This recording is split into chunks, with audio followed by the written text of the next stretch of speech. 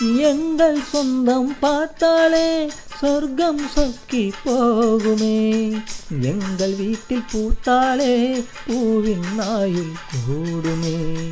ஆ ஆ,